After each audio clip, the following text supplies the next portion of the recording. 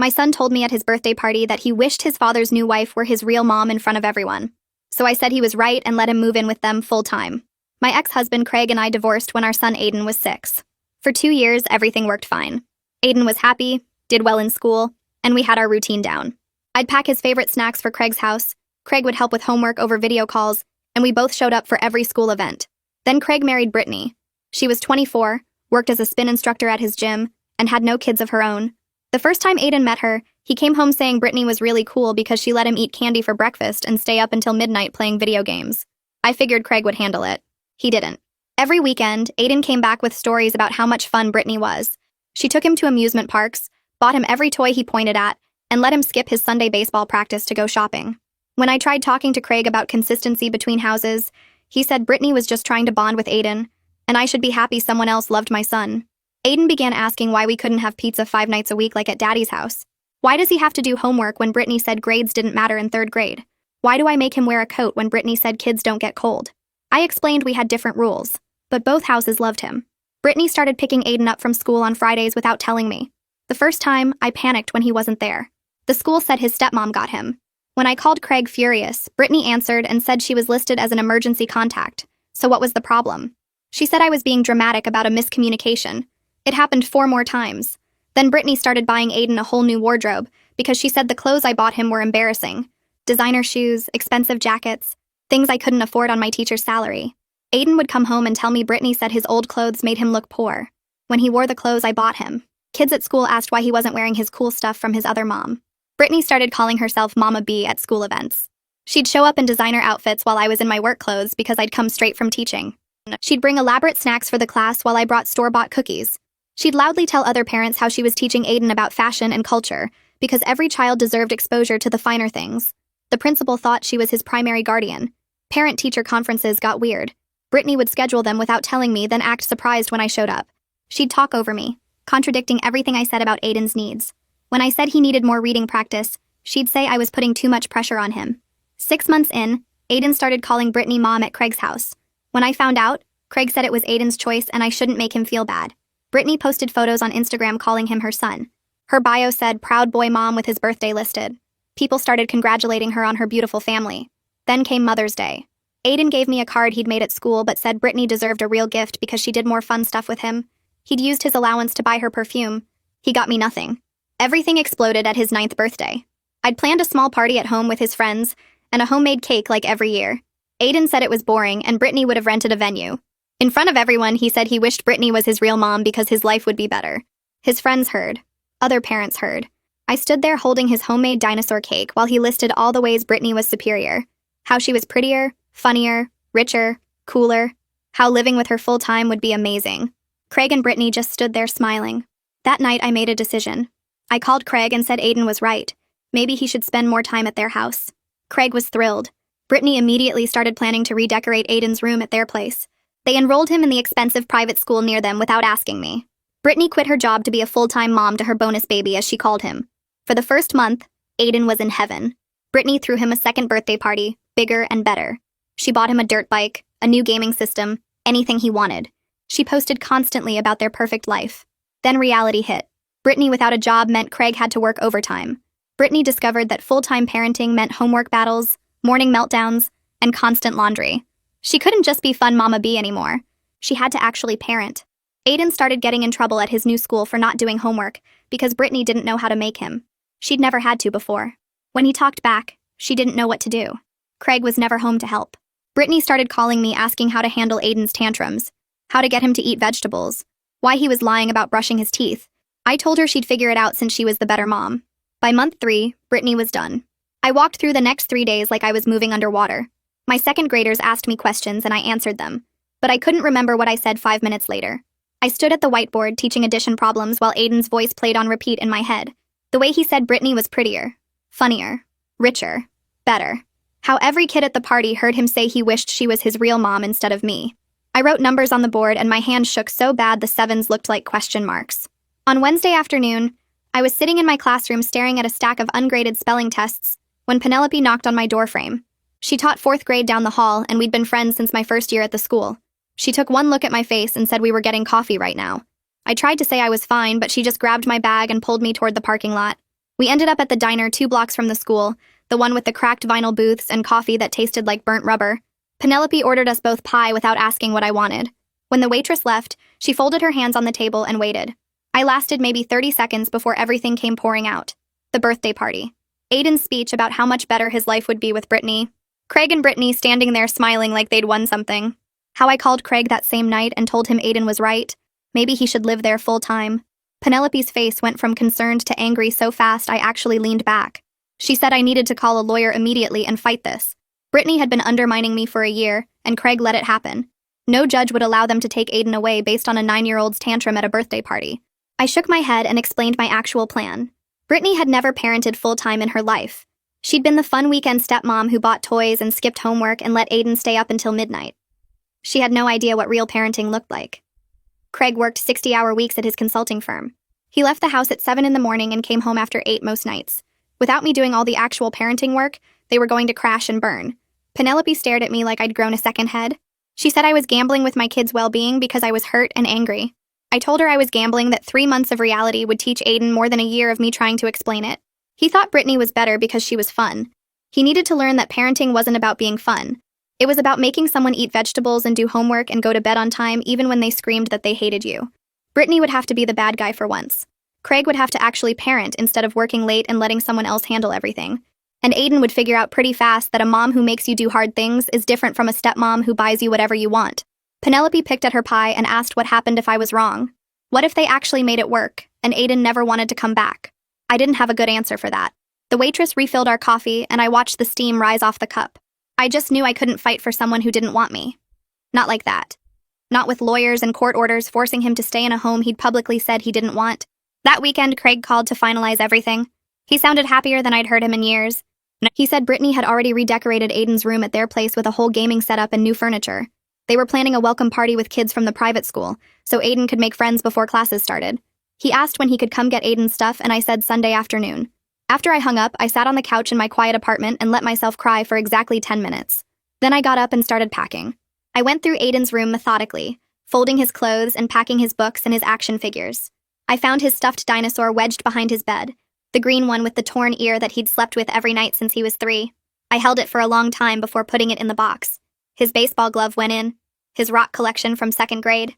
The photo album I'd made him with pictures from every birthday. I packed everything that mattered, and then I packed everything that didn't because I couldn't stand the thought of his room being empty. When Craig showed up Sunday, Aiden bounced through the door talking about his new room and the pool and the dirt bike Brittany promised him. He barely looked at me while Craig loaded boxes into his car. I asked Aiden if he wanted to take his dinosaur, and he shrugged and said he was too old for stuffed animals now. Craig carried the last box out, and Aiden followed him without saying goodbye. I stood in the doorway and watched them drive away. The first week was worse than I expected.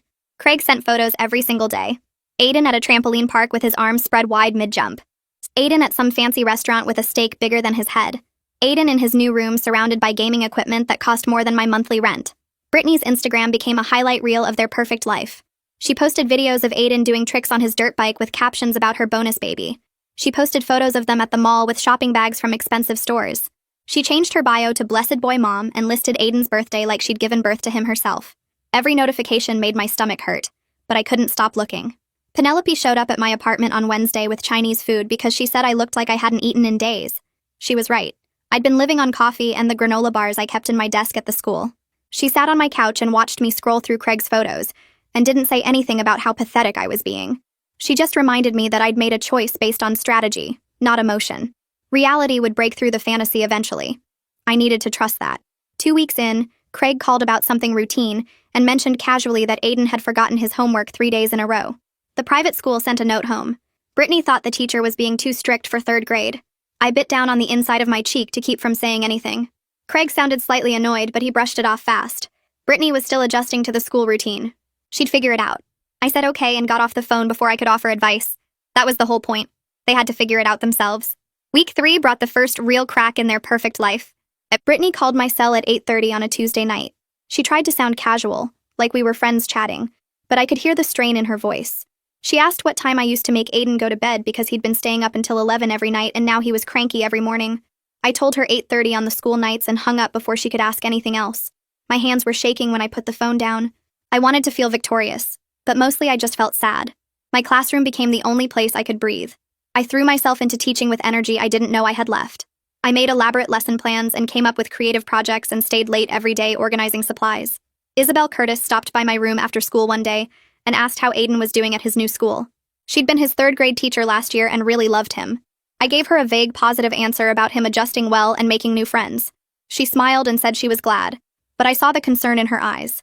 I left before she could ask more questions because I was barely holding it together, and her kindness would have broken me completely. A month passed faster than I expected. My routine stayed the same, teaching fourth graders during the day and coming home to an empty apartment at night. Craig called on a Thursday afternoon while I was grading math tests. His voice sounded different, tired in a way I hadn't heard since the early divorce days when we were both figuring out how to split everything in half. He asked how I was doing, which was weird because we didn't do small talk anymore. I told him I was fine and waited for whatever was really coming. He sighed and said Luke had pulled him aside at work that morning. Luke was his business partner at the consulting firm, the guy who helped Craig build the company from nothing 10 years ago. Luke wanted to know why Craig kept leaving at 3 every afternoon when they had client presentations and project deadlines piling up. Craig tried explaining about Brittany needing help with Aiden, but Luke pointed out that Craig used to work until 7 or 8 most nights before the custody change. The company was losing money because Craig wasn't pulling his weight anymore. I listened without saying anything, just holding my red pen over a student's incorrect long division. Craig kept talking, his words coming faster like he needed to get them all out before I hung up. Brittany couldn't handle picking Aiden up from the school, helping with homework, making dinner, and dealing with the evening routine by herself. She got overwhelmed trying to figure out what to make for dinner while Aiden complained about being hungry. She didn't know how to make him sit still long enough to finish his math worksheet. She called Craig crying yesterday because Aiden refused to take a shower and she didn't know what to do. So Craig had been cutting his workday short every single afternoon to rush home and take over. He asked if this was normal, if parenting was always this hard. Something hot flashed in my chest, but I kept my voice calm. I reminded him that I did this alone for years while he worked late at the office.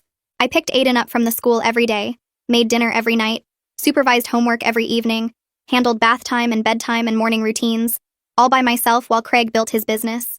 He went quiet for a long moment. Then he said he didn't realize how much work it actually was. I told him I had to finish grading and got off the phone before I said something I'd regret. My hands shook as I set my phone down on the pile of ungraded papers. The principal from Aiden's private school called me directly 3 days later. I was in my classroom after school, putting up new vocabulary words on the bulletin board. The principal introduced herself as Mrs. Vance and said she was calling because I was still listed as Aiden's primary emergency contact in their system. Aiden had been having significant behavioral issues in class for the past 2 weeks. He talked back to his teacher when asked to complete assignments. He refused to do his work during independent time. He disrupted other students by making jokes and noises during lessons. Mrs. Vance wanted to schedule a meeting with both parents to discuss a behavior plan and academic support. I agreed to come in and asked when Craig and Brittany would be available. Mrs. Vance said she'd already contacted them and they could meet tomorrow at 4. I wrote the time down on a sticky note and stuck it to my desk calendar. That night I barely slept, staring at my ceiling and wondering what Aiden was doing at Craig's house, whether he was happy or confused or acting out because something was wrong. The private school looked like a small college campus with brick buildings and perfect landscaping. I parked in the visitor lot and walked to the administration building wearing the same work clothes I'd taught in all day, black pants and a plain blue sweater. The receptionist directed me to a conference room where Mrs. Vance was already waiting. Brittany arrived 5 minutes later in a designer dress and heels, but her face looked exhausted. Dark circles showed under her makeup, and her hair wasn't styled as carefully as usual. She sat down across from me without making eye contact. Craig rushed in 10 minutes late, still wearing his full suit from work, apologizing about traffic. Mrs. Vance closed the door and pulled out a folder with Aiden's name on it. She explained that Aiden's teacher had documented multiple incidents of defiant behavior, incomplete homework, and poor test scores. Aiden was a bright kid, but he wasn't applying himself at all. The teacher tried reaching out to the parents multiple times but never got responses to her emails or calls. Mrs. Vance slid a behavior chart across the table showing red marks on almost every day for the past 3 weeks. She said Aiden needed consistent discipline at home, a structured homework routine, and clear consequences for misbehavior. The school couldn't fix this alone. The parents needed to step up. Brittany's face turned red and she leaned forward in her chair. She said the school's expectations were unrealistic for a 9-year-old. Kids this age shouldn't have hours of homework every night. The teacher was too strict and didn't understand that some children needed more freedom to learn in their own way. She kept talking faster, her voice getting higher, saying the school was blaming parents for what was really a teaching problem. Craig shifted in his seat and looked down at the behavior chart without saying anything. Mrs. Vance listened politely to Brittany's complaints and then turned to me. She asked what Aiden's routine was like at my house before the custody change. I explained calmly that Aiden always had a set homework time right after his snack when he got home from the school. He did his work at the kitchen table where I could help if he got stuck. He had clear rules about behavior and clear consequences when he broke them. Screen time was earned after homework and chores were done. Bedtime was 8:30 on the school nights. No exceptions. Mrs. Vance nodded and made notes. Brittany's face went pale as she realized the principal was comparing our approaches. Craig finally spoke up and said maybe they needed to implement some of those structures at their house. Brittany shot him an angry look but didn't argue. The meeting ended with Mrs. Vance giving them printed copies of the behavior expectations and homework requirements. Craig and Brittany left together, walking quickly toward the parking lot. Craig called my name when I was halfway to my car. He jogged over and asked if we could talk for a minute. I stopped and waited, keys in my hand. He admitted things were harder than he expected. Brittany quit her job thinking she'd have all this free time during school hours for yoga classes and meeting friends for lunch. She didn't account for how much work happens when Aiden gets home.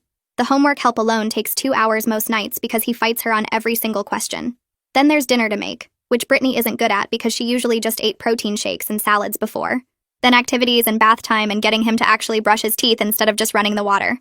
Brittany is exhausted by 7 every night, and Craig still has work calls and emails to handle. They're both stretched too thin, and Aiden can tell. He's acting out because the structure disappeared. Craig rubbed his face and said he didn't know what to do. I told him he'd have to figure it out because this was the arrangement he wanted. Then I got in my car and drove away before he could ask me for solutions. My phone buzzed with a text message at 9 that night. I was sitting on my couch in pajamas, watching a cooking show I wasn't really paying attention to. The text was from Brittany. She asked how I got Aiden to eat vegetables without a tantrum every single night, how I made him do homework when he said it was too hard, how I got him to bed on time when he kept saying he wasn't tired.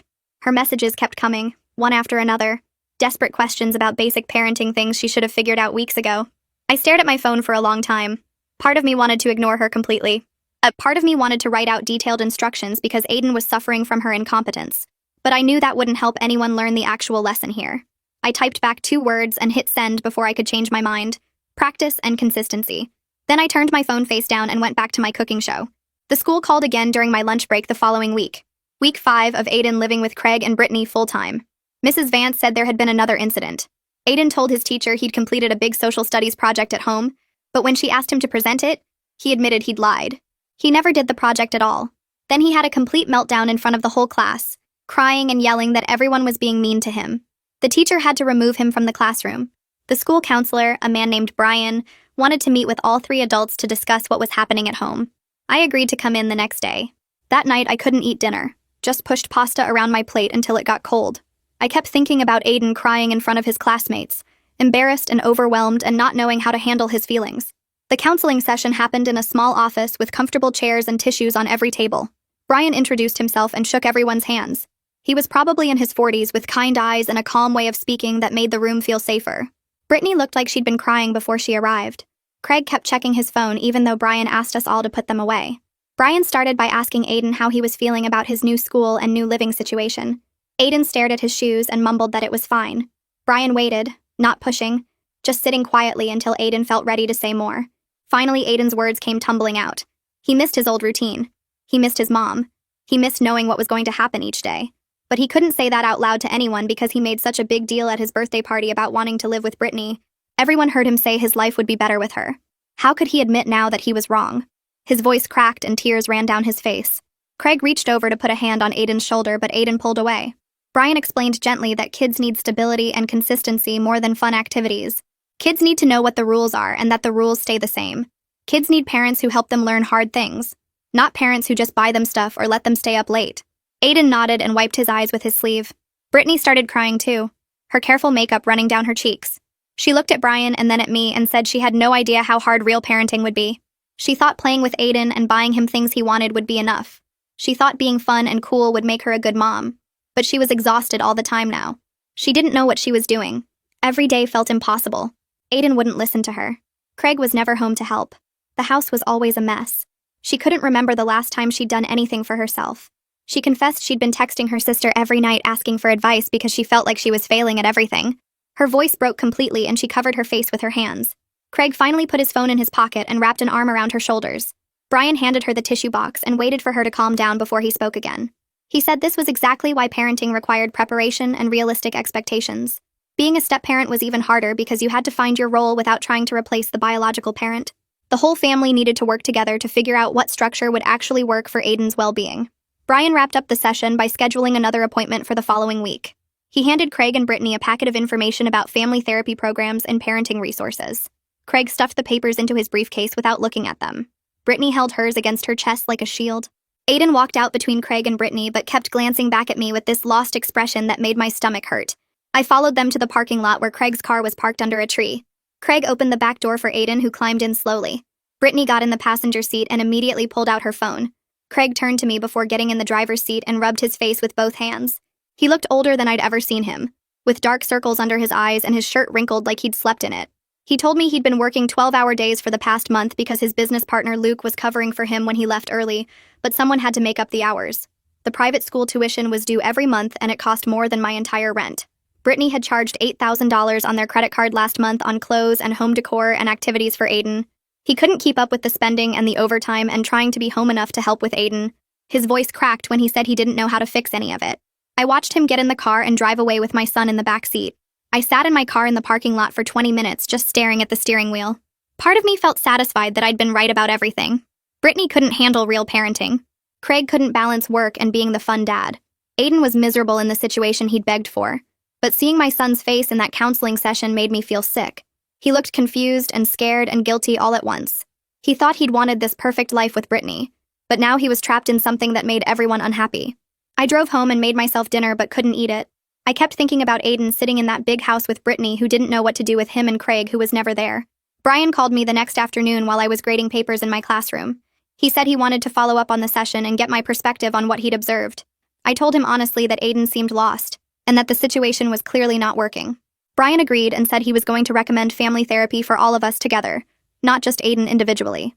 He thought the current living arrangement needed to be looked at seriously, because Aiden was showing signs of real stress and instability. His grades had dropped. He was acting out in class. He wasn't connecting with the other kids at his new school.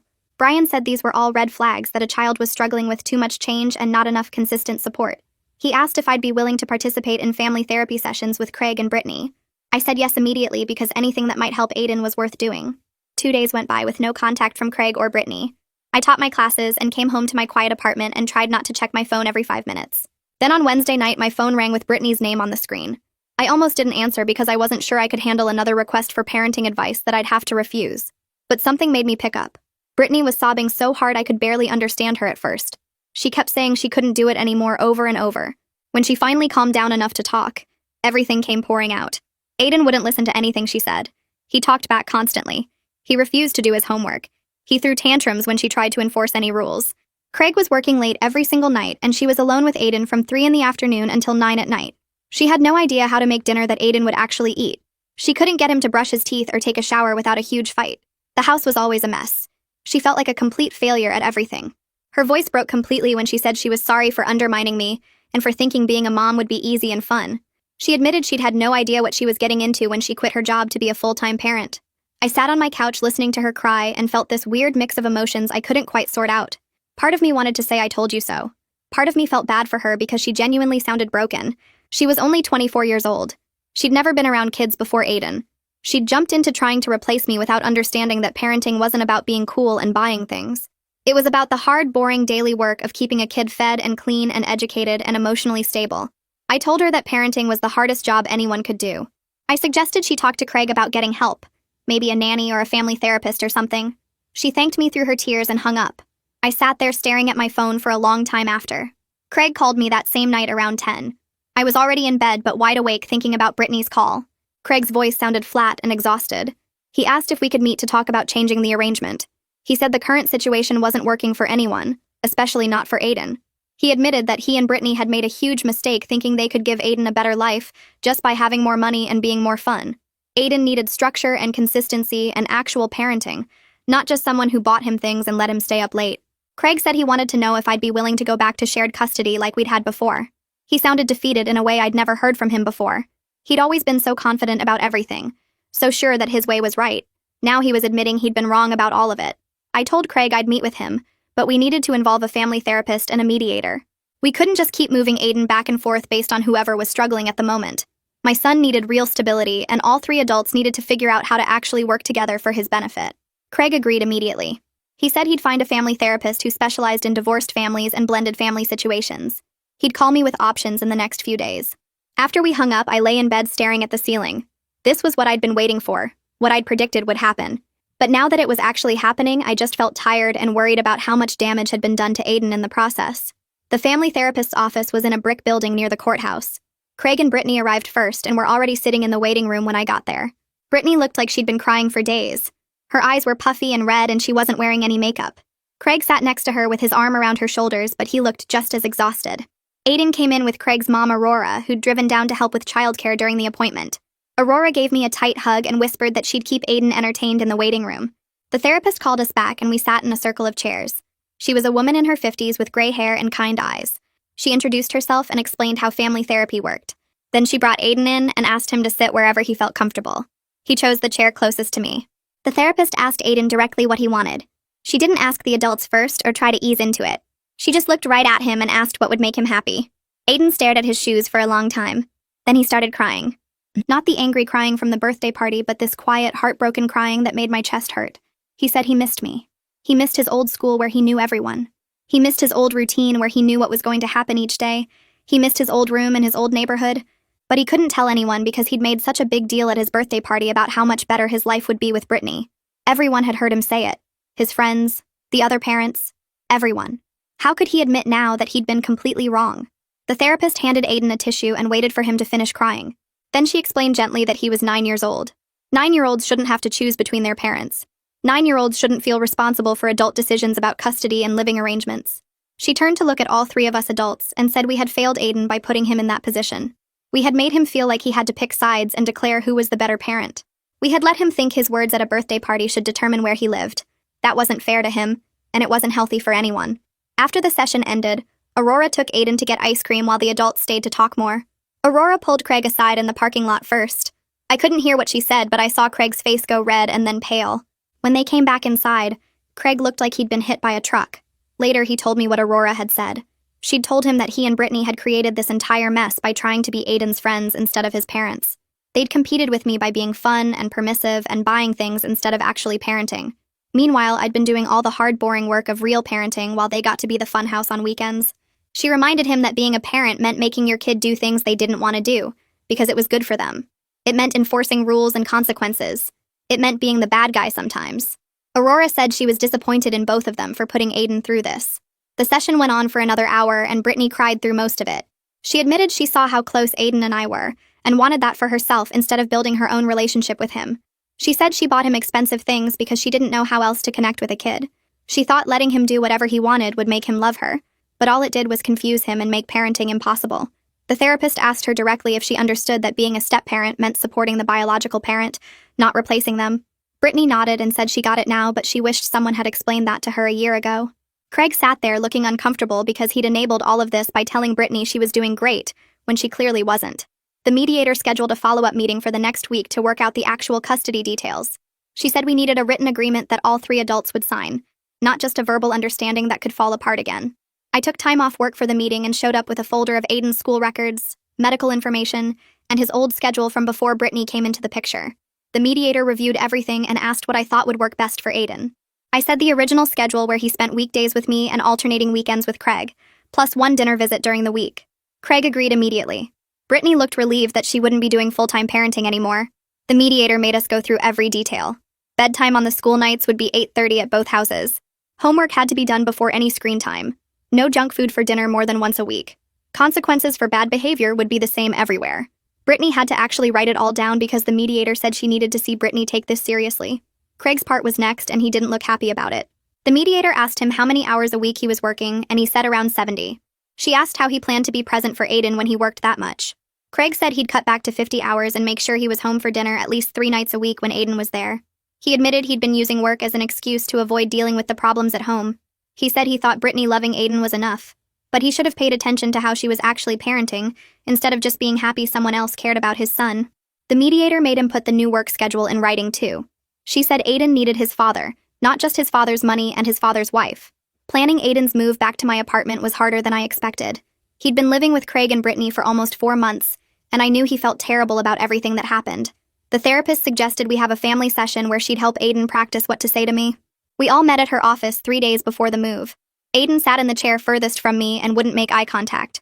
The therapist asked him what he wanted to tell me, and he just shook his head. She waited. After about 5 minutes of silence, Aiden whispered that he was sorry. The therapist asked him what he was sorry for, and he started listing things. Sorry for saying those mean things at his birthday party. Sorry for telling everyone Brittany was better. Sorry for not appreciating everything I did for him. Sorry for being a bad kid. I wanted to interrupt and tell him he wasn't a bad kid, but the therapist gave me a look that said to wait. She asked Aiden what he was most scared about, and he said he was scared I wouldn't want to be his mom anymore after what he said. He thought maybe I'd be so mad that I'd send him back to Craig's house. The therapist looked at me and asked if that was true. I said no. I never stopped being his mom, and I never would, even when my feelings were hurt. Moving day arrived on a Saturday morning. Craig brought Aiden over with just 2 suitcases because most of his stuff was still at my apartment from before. Aiden walked in and stood in the doorway of his old room staring at his bed and his bookshelf and his posters on the wall. Everything was exactly how he'd left it 4 months ago. He turned around and looked at me with tears running down his face. He said he was really sorry for saying terrible things, and asked if I still wanted to be his mom. I knelt down so we were eye level and hugged him. I told him I never stopped being his mom. Not for one single day. Even when it hurt really bad to hear what he said. He cried into my shoulder for a long time while Craig stood in the doorway looking like he might cry too. After a few minutes, Craig said he'd let us have some time alone and left quietly. That first weekend back together felt strange and careful. Saturday morning, I made pancakes like I used to, and Aiden sat at the kitchen table watching me. He kept glancing at me like he expected me to yell at him or tell him he was grounded forever. I didn't do either. We ate breakfast, and then I asked if he wanted to play board games like we used to. He nodded and got out his favorite game from the closet. We played for 2 hours, and slowly he started to relax. Sunday, we went to the park and fed the ducks. Aiden held my hand while we walked, something he hadn't done in over a year. He asked if I was still mad at him, and I said I was never really mad, just sad and hurt. I told him I understood he got confused by all the fun stuff at Craig's house, and forgot that real love isn't about who gives you the most presents. Penelope came over Sunday afternoon with 3 pints of ice cream. She hugged Aiden and told him she missed him so much. That made him start crying again. He told her he thought having more money and more fun stuff would make him happier, but instead it just made him feel confused and guilty all the time. Penelope said sometimes we have to learn things the hard way, and the important part is that he learned. She asked him what flavor ice cream he wanted, and he picked chocolate chip. We all sat on the couch eating ice cream and watching a movie, and for the first time in months, everything felt normal again. Monday morning came too fast. Aiden had to go back to his old public school, and he was nervous because some kids heard what happened at his birthday party. I walked him to his classroom, and Isabel Curtis was there setting up for the day. She smiled at Aiden and welcomed him back. During morning meeting, she had the whole class sit in a circle and led a discussion about families. She talked about how families come in all different forms, and everyone deserves respect no matter what their family looks like. Some kids have 2 houses, some have 1, some live with grandparents, and all of it is okay. She didn't mention Aiden specifically, but I could tell she was trying to help him feel less embarrassed. A few kids came up to Aiden at recess and asked where he'd been. He told them he tried living at his dad's house but missed his mom too much, and they all seemed to accept that without making a big deal about it. The school counselor, Brian Doyle, started seeing Aiden every Wednesday afternoon. The sessions were just for Aiden to talk about his feelings about the divorce, the custody change, and his relationship with Brittany. After the 3rd session, Aiden came home and told me Brian helped him understand that loving multiple people doesn't mean choosing between them. He said he could love me and also love Craig, and even care about Brittany, without it meaning one person was better than another. That seemed to lift a weight off his shoulders because he'd been carrying around guilt about liking Brittany at all after what happened. 2 weeks after Aiden moved back, Craig called and asked if we could meet for coffee to talk about co-parenting. We met at the coffee shop near my apartment on a Tuesday evening. Craig looked tired but less stressed than he'd been in months. He said he wanted to apologize for dismissing my concerns over the past year. He admitted that Brittany's involvement messed up our previously working system, and he should have shut it down instead of encouraging it. He said he got caught up in wanting to be Aiden's favorite parent, and forgot that being a good parent sometimes means being the strict one. I told him I appreciated the apology, and that I was glad we could finally get back to co-parenting like we used to. We talked for over an hour about Aiden's progress, his homework habits, and his behavior at both houses. It felt like the first real conversation we'd had in over a year, where we were actually on the same team instead of competing. A week after Craig and I had coffee, an envelope arrived at my apartment with Brittany's handwriting on the front. I opened it standing in my kitchen and found 3 pages of careful cursive explaining things I hadn't expected her to share. She wrote about growing up with parents who split when she was young, and how neither of them really wanted her around after that. Her mom was too busy with new boyfriends, and her dad moved across the country and forgot her birthday most years. She said she never learned what good parenting looked like, so when she met Aiden, she tried to be everything she wished someone had been for her. She admitted that meant buying his love instead of earning it and being his friend instead of a parent figure. The last paragraph asked if we could start over with better boundaries because even though she messed up badly, she cared about Aiden and wanted to be part of his life the right way. I sat down at my kitchen table and read it 3 times before texting her back that I was willing to try, because whether I liked it or not, she was going to be in Aiden's life as long as she stayed married to Craig. The family therapist scheduled a meeting for all 3 adults without Aiden present, so we could establish rules that would work in both houses. We met on a Thursday afternoon in her office with the brown chairs and the box of tissues on every table. She handed us each a worksheet with categories like bedtime, homework, screen time, and consequences for bad behavior. For 2 hours, we went through every single item and agreed on specific rules. Aiden would go to bed at 8:30 on the school nights in both houses. Homework had to be finished before any video games or TV. He got 1 hour of screen time on weekdays and 2 hours on weekends. If he talked back or didn't do his chores, he lost screen time for that day. The therapist made us write it all down and sign it like a contract. Then she gave us each a copy to take home. Craig looked tired but relieved to have clear guidelines instead of constantly guessing. Brittany kept twisting her wedding ring and asking questions about how to actually make Aiden follow the rules when he argued. The first week of the new system was rough because Brittany was used to being the fun one who said yes to everything. Craig called me on Tuesday night to tell me that Aiden tested bedtime at their house by staying in the game room until 9. Brittany had gone in 3 times to tell him it was time for bed, but he ignored her and she didn't know what to do. Craig finally came home from work and physically turned off the gaming system, which led to a huge tantrum. But they stuck with the consequence of no screen time the next day, even though Aiden cried and said they were being mean like me. By the second week, Craig said Aiden was starting to realize the rules were the same everywhere, and there was no point in trying to play one house against the other. Brittany still struggled with saying no, but Craig backed her up every time, and I could hear in his voice that they were finally working together as actual parents instead of competitors. 3 months after Aiden moved back to my apartment, I got a call from his teacher asking if I could come in for a quick meeting. My stomach dropped because I thought something was wrong, but when I arrived, she was smiling. She pulled out Aiden's homework folder and showed me that he'd completed every single assignment for the past 6 weeks. His reading test scores had gone up and he was participating in class discussions again. She said whatever was happening at home was clearly working, because he seemed like a different kid from the one who'd been acting out earlier in the year. She also mentioned he seemed happier and more relaxed, like he wasn't carrying around stress anymore.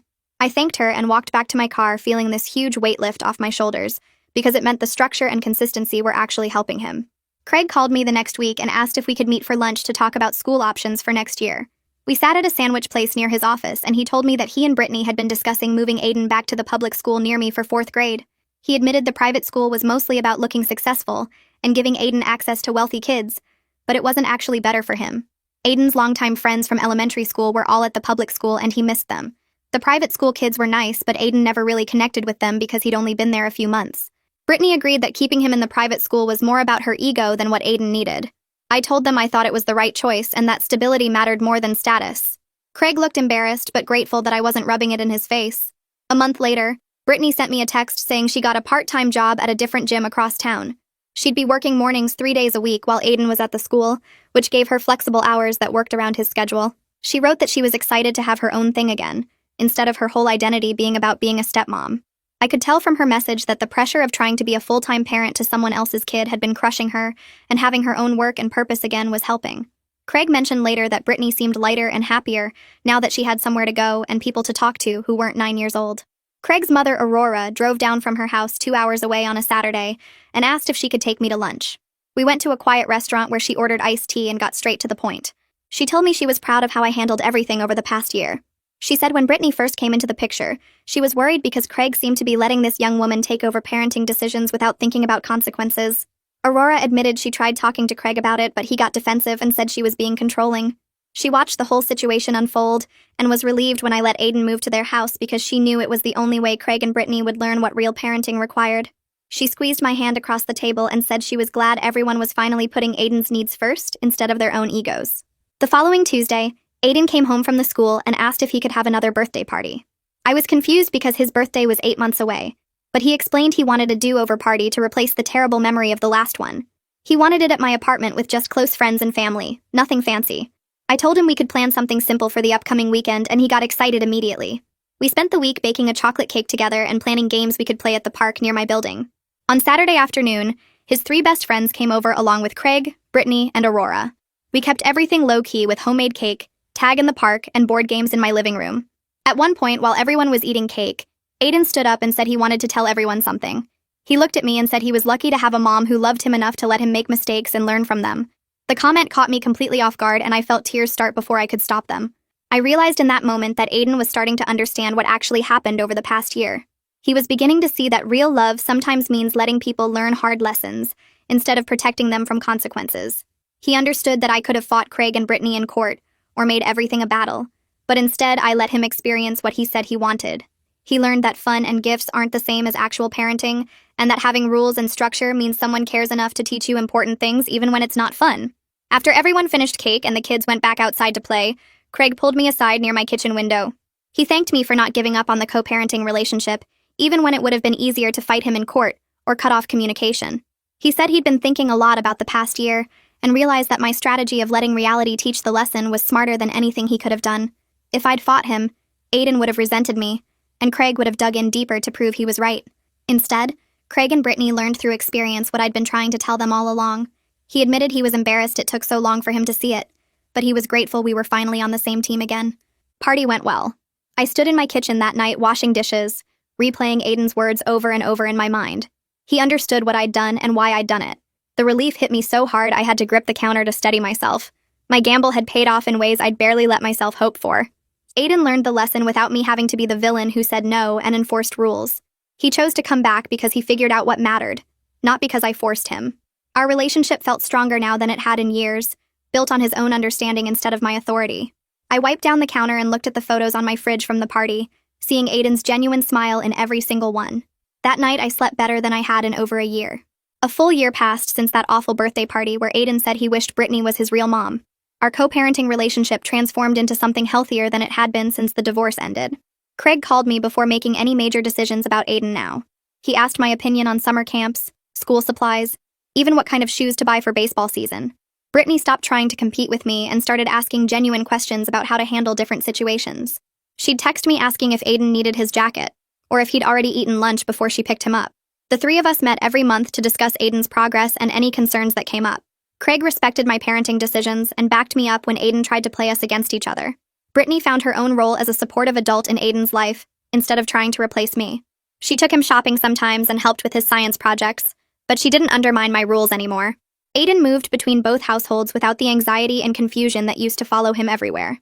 He knew what to expect in each place because the rules stayed consistent. His grades improved, his behavior stabilized, and his teacher mentioned how much more focused he seemed in class.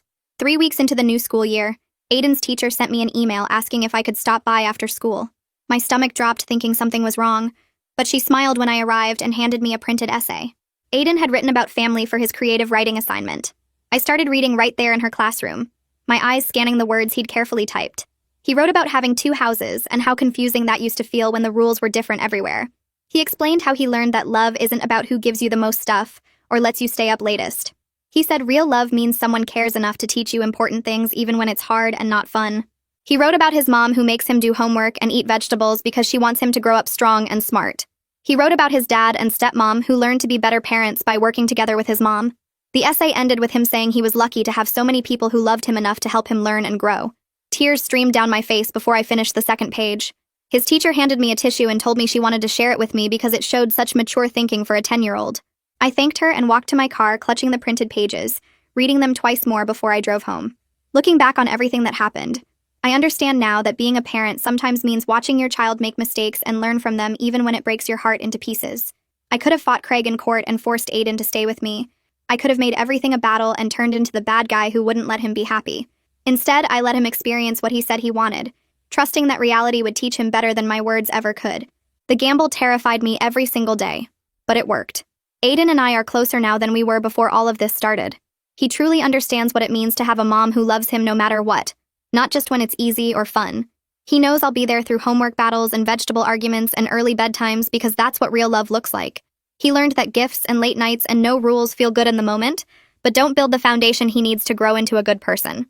Some lessons can only be learned through experience, and sometimes the hardest part of loving someone is stepping back and letting them figure it out on their own.